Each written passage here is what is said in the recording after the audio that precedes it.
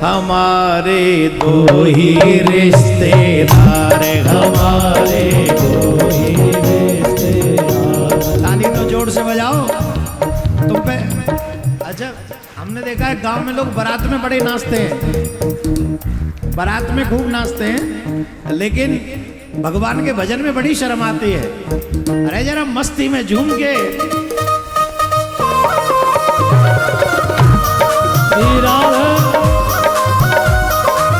बिहारी लाल की जय हो।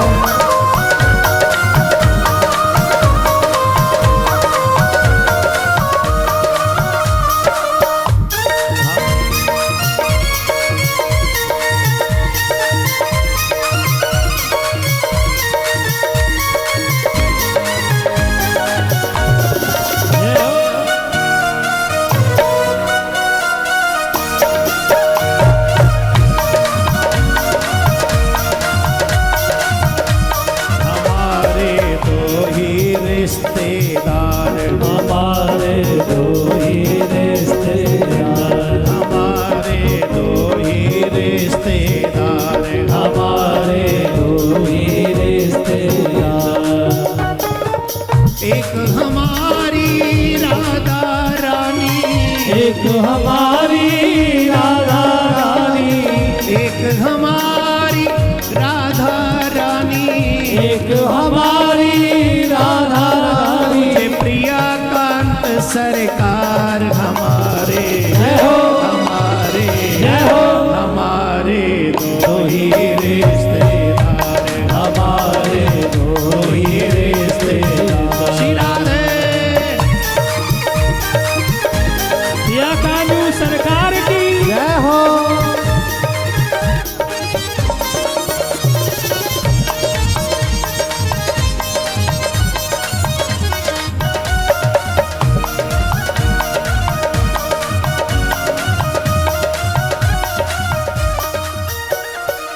सेठ हमारे बापे बिहारी, सेठ हमारे बापे बिहारी, सेठ हमारे बापे बिहारी, सेठ हमारे बापे बिहारी। सेठानी वृषभानु दुलारी, सेठानी वृषभानु दुलारी।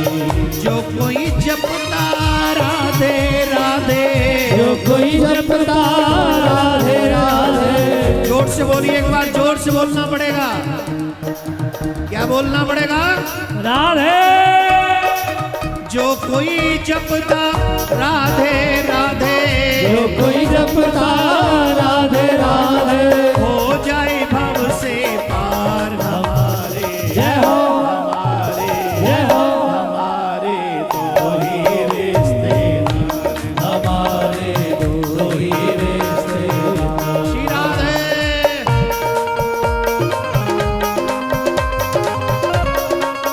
श्री राधे।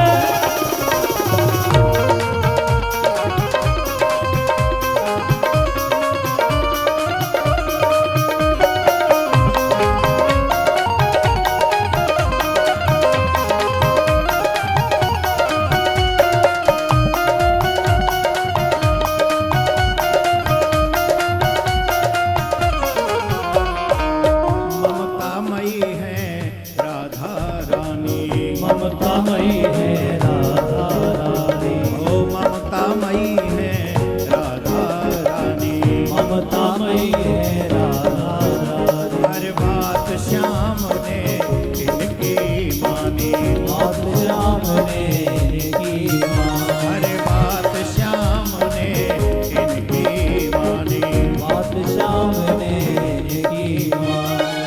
राधा नाम की जड़ी बूटी से, राधा नाम की जड़ी बूटी से, राधा नाम की जड़ी बूटी से, राधा नाम की जड़ी बूटी से होता है उपचार हमारे जय हो, हमारे जय हो, हमारे दो ही रिश्तेदार, हमारे दो ही रिश्तेदार, हमारे दो ही रिश्तेदार। श्री राधे दो ही रिश्तेदार।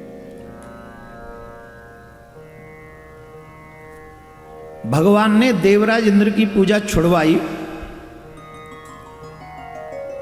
देवराज इंद्र की पूजा छुड़वाई और फिर गिरिराज पर्वत की पूजा करवाई। उसके पीछे दो रीजन थे। पहला रीजन, हमारे यहां गुरु आमे, हमारे यहां गोविंद आमे, तो हमारी सबसे पहली जिम्मेदारी बनती है कि हम उनकी पूजा करें, उनका आदर करें, आओ भगत करें, सम्मान दें। और अगर ऐसा नहीं करते हैं तो हमें पाप लगता है। हमारे गांव में जैसे संत आ जाए, महात्मा आ जाए, और उसके बाद भी हम अकेले ही बैठ के रोटी खा ले और उनसे पूछें भी नहीं, उनके पास जाके प्रणाम भी न करें, तो ये पाप तुल्य है, ये पाप लगेगा। इस समय कंचनपुर में तमाम साधु संत आए हुए हैं, कंचनपुर का भाग्य जगा हुआ है। आप लोगों के पास ये अवसर है, कौरव समाज के भाई बहनों के पास, कि आप जमकर साधु संतों की सेवा करें और इनका खूब सत्कार करें और इनसे खूब आशीर्वाद प्राप्त करें। संत का एक आशीर्वाद आपको भवसागर से पार कर सकता है। ये बड़ा सौभाग्य है आपके लिए, बड़ा सुंदर। अच्छा, पहला आयोजन है, कैसे होते रहते हैं यहां पे? अच्छा, फर्स्ट वन। और अब आगे, मैंने अभी कहा, कल किसने देखा? भगवान प्रियाकांत सरकार से यज्ञ, भगवान से प्रार्थना, पवन पुत्र हनुमान जी से भी प्रार्थना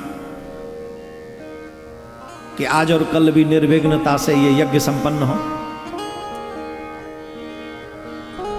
ऐसे दिव्य आयोजन जो आज हमारे यहाँ कई लोग बैठे हैं जिनकी एज 50 से ऊपर है, 60 से ऊपर है, 70 से ऊपर है, उनके जीवन में ये पहला यज्ञ ऐसा हो रहा है गांव में। इतने साधु संत, मैं देखा झोंपड़ी लगी हुई है, वहां बैठे हुए हैं साधु संत। अच्छा, कई तो मैंने वो भी देखे कि पंडाल में नहीं बैठेंगे, झोंपड़ियों में बैठ जाएंगे जाके, छुप के, चोर श्रोता, चोर छुप के बैठे रहेंगे। अरे जब ठाकुर ने अवसर दिया है तो पंडाल में जाके बैठो, सामने बैठो। चलो खैर, वो बात नहीं करेंगे, हम बात कर रहे हैं कि ठाकुर जी ने अवसर दिया हमें कि यहां संत आए हैं, यहां कथा हो रही है, यहां यज्ञ हो रहा है। जितनी साल भर की आपकी कमाई होती है ना, गेहूं से, धान से, जिससे भी, उसका कम से कम 10% ऐसे उत्सव में खर्च कर डालो,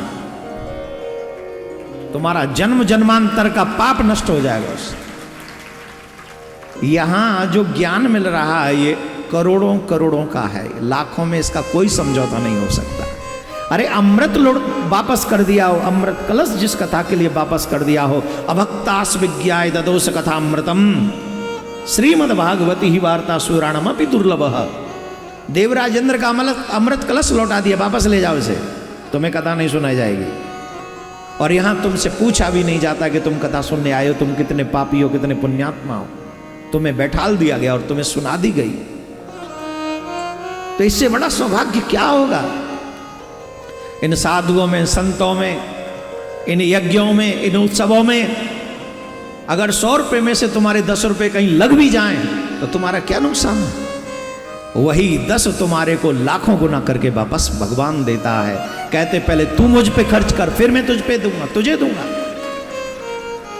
एक हाथ से जो खर्च किया जाता है दान में, वापस वो हजारों हाथों का वापस मिलता है। ठाकुर के हजारों हाथ हैं। इसलिए हम सभी को आज और कल का सदुपयोग कर लेना चाहिए। जब भगवान आते हैं, गुरु आते हैं, गोविंद आते हैं, संत आते हैं, भक्त आते हैं, हमें उनका आदर करना चाहिए। अच्छा, भगवान कृष्ण को मानते नहीं ब्रजवासी,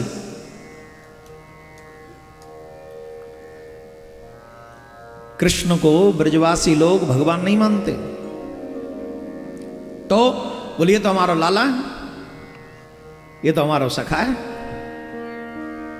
कोई कहे हमारा देवर है, कोई कहे जेठ है, और कोई कहे हमारा प्रेमी है, हमारा प्रियतम है। तो प्रेमी की पूजा थोड़ी होगी, लाला की पूजा थोड़ी होगी, सखा की पूजा करोगे? नहीं ना। और ठाकुर जी तो ठाकुर जी है ही, भगवान तो है ही। अब बिना सेवा कराए चले जाएं तो इन समस्त ब्रजवासियों को दोष लगेगा।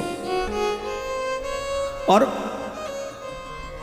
कान्हा को प्राणांत प्यारे ब्रजवासियों को दोष लगे क्या कन्हैया ये चाहेंगे? कदापि नहीं, बिल्कुल भी नहीं।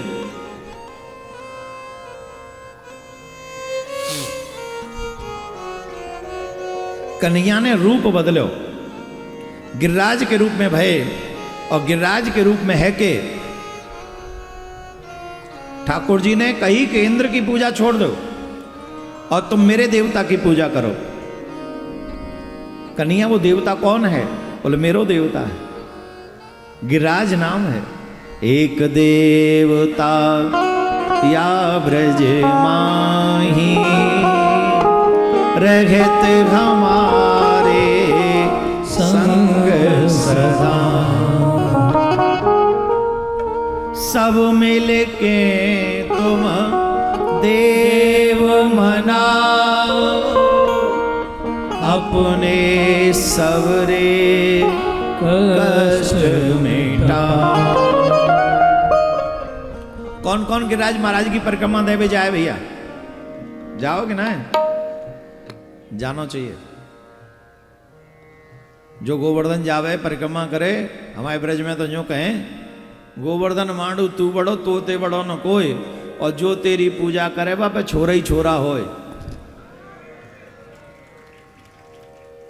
अरे ना है छोरा हो ना हो, छोरी जरूर होनी चाहिए। हाँ, छोरा तो ऐसे होता है कि 10 बेर कह लो फिर भी एक आध जनों को टांट ठाड़ो ही मिले, और छोरी ऐसी हो बेचारी मोते ही पहले आके बैठ जाएं और कब तक, जब तक हम न चले जाएं तब तक बैठी रहें। अब बताओ छोरा न को क्या करेंगे ऐसे न को? अच्छा वैसे ये स्वभाव ही है बालकन को, छोरा सुने कम है, छोरी जल्दी सुने। राधे राधे बोलना पड़ेगा, ऐसे नहीं, जरा जोर से।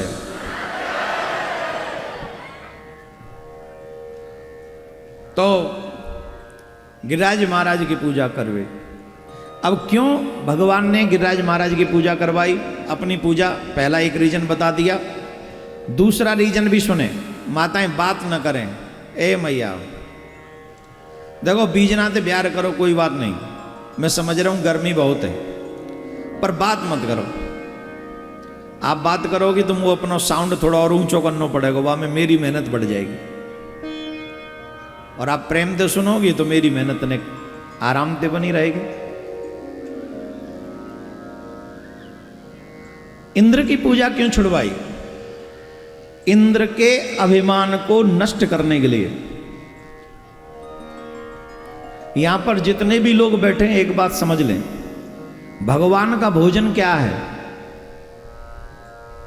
गर्व, अहंकार। ये जो अभिमान है ये भगवान का भोजन है। भगवान किसी के भी अहंकार को रहने नहीं देते, नष्ट कर देते। जो लोग ये चाहते हैं कि हमें भगवत कृपा प्राप्त हो, जो लोग ये चाहते हैं हमें भगवान की कृपा मिले, उन लोगों को एक बात सीख लेनी चाहिए कि जीवन में जो मिल जाए उसका अभिमान हमको नहीं करना है।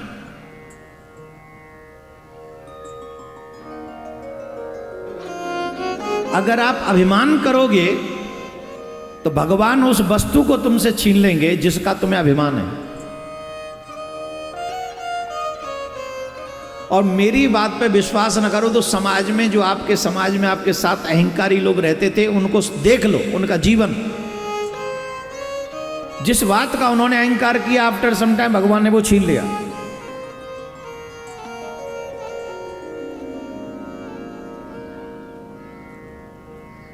जिनको पैसे का अभिमान हो जाता है भगवान एक दिन उन्हें दरिद्री बना देते हैं। जिन्हें परिवार का अभिमान हो जाता है एक दिन उनका परिवार उनसे दूर हो जाता है। जिन्हें किसी पद का अभिमान हो जाता है भगवान उनसे वो पद छीन लेते हैं। आपने देखा होगा कई लोग ऐसे होते बड़े बड़े ऊंचे ऊंचे पदों पे पहुंच जाते हैं, और जब ऊंचे पदों पर पहुंच जाते हैं तो लोगों को लोग नहीं समझते, और आफ्टर सम टाइम वही फिर आके जमीन पे टिके पड़े रहते, तब लोग उन्हें कुछ नहीं समझते। इसलिए किसी भी ऊंची जगह पर पहुंचकर आप ज्ञानवान हो, आप विद्यावान हो, आप बलवान हो, आप पदवान हो, आप प्रतिष्ठावान, आप जो भी वान हो, लेकिन आप दयावान बने रहो, आप विनम्र बने रहो। आप विनम्र बने रहोगे, ठाकुर जी आपसे कुछ नहीं कहेंगे, आप पर करुणा बरसाते रहेंगे, आपसे प्यार करते रहेंगे। अब आप कल्पना कीजिए कि देवराज इंद्र को कितना अभिमान हो गया होगा।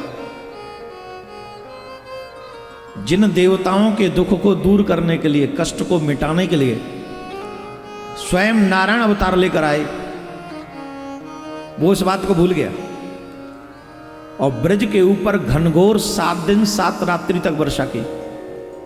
कितने दिन? जोर से बोलो।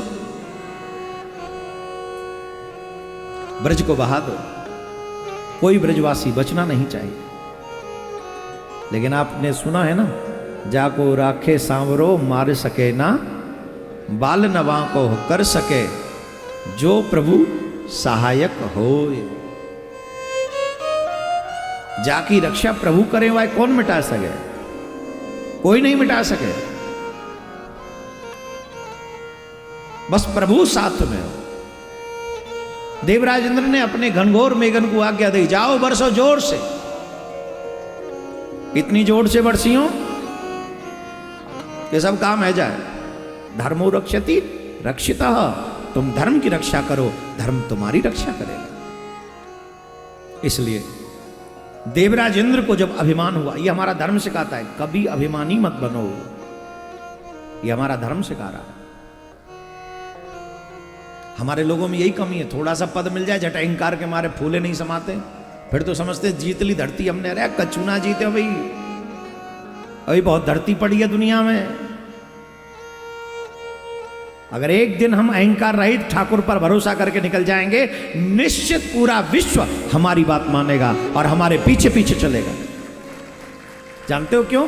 क्योंकि हम किसी का नुकसान नहीं चाहते, हम तो चाहते सर्वे भवन्तु सुखिनः।